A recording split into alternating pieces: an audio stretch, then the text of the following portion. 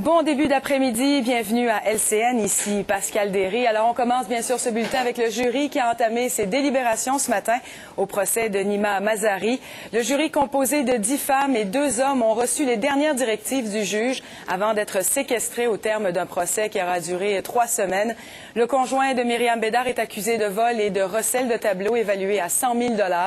L'affaire remonte à 2004 lorsque la fille de la célèbre peintre Gita Kaiserman a porté plainte concernant la disparition d'une vingtaine de toiles qui se trouvaient dans l'atelier de sa mère. Pour parler de tout ça, je joins tout de suite Robert Lahaye, criminaliste. Bonjour, Monsieur Lahaye. Oui, bonjour. Alors, comme je le mentionnais, c'est le début des délibérations. Combien de temps ça peut prendre?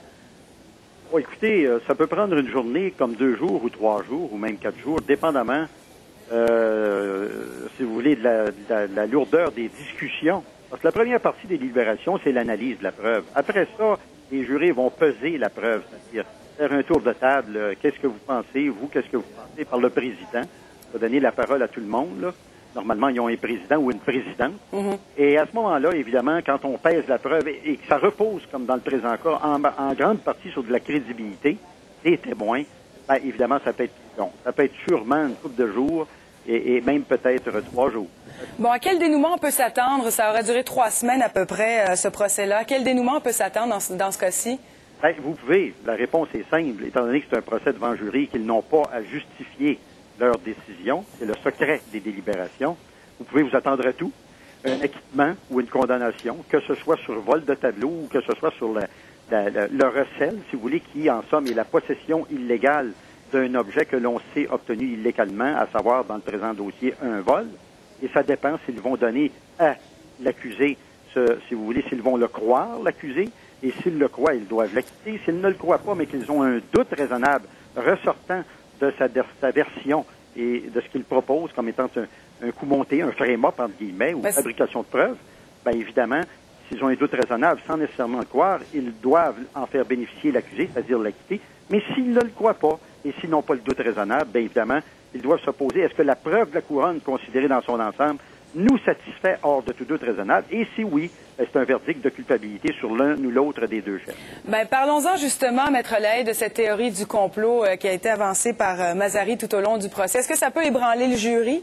Oui, une version peut sûrement ébranler les jurés.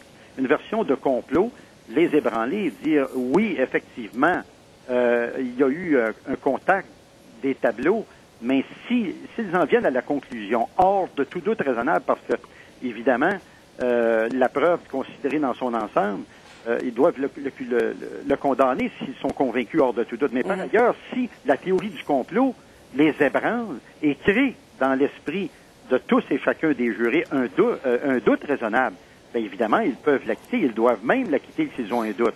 Et tous et chacun, ça prend un verdict unanime pour arriver à un verdict dans un sens ou dans l'autre. Bon, si jamais il y a un verdict de culpabilité, est-ce que ce sera facile pour M. Mazari de porter sa cause en appel éventuellement? Bien, premièrement, il a 30 jours pour porter la cause en appel de la même façon si la poursuite n'était pas satisfaite. On a 30 jours, mais ce n'est pas automatique. Il faut obtenir la permission d'en appeler et, normalement parlant, les verdicts qui sont appelables lorsqu'il s'agit de procès devant jury sont des verdicts basés sur les instructions qu'a donné le juge au jury, s'il a commis ou non des erreurs fatales, des erreurs en droit, et s'il n'avait pas commis les erreurs en droit, est-ce que le verdict aurait probablement été différent? À tout événement, ça c'est une autre étape. Ouais. Il pourrait peut-être, je dis, aller en appel, dépendamment s'ils ont des motifs valables pour porter la cause en appel. Bon, si jamais il est déclaré coupable, qu'est-ce qu'il pourrait avoir comme sentence à ce moment-là? Bien, le juge aura à apprécier s'il y a des circonstances atténuantes, considérant par exemple l'absence d'antécédents judiciaires de l'accusé s'il n'y en a pas, considérant les circonstances, le degré de préméditation s'il est trouvé coupable, considérant les circonstances du vol, la valeur des effets volés, le dommage subi aux victimes, est-ce qu'ils ont été remboursés ou non. Ça peut aller d'une sentence, un sursis, de l'emprisonnement dans la communauté, comme ça peut être de la prison ferme, ou encore une forte amende, ou les deux. Alors, c'est au juge à apprécier devant l'éventail des sentences possibles et pour ajuster non pas la sentence seulement au crime, mais à l'individu qui l'a commis. Merci beaucoup, Maître Lahaye, pour ces précisions. Ça fait grand plaisir. Au revoir.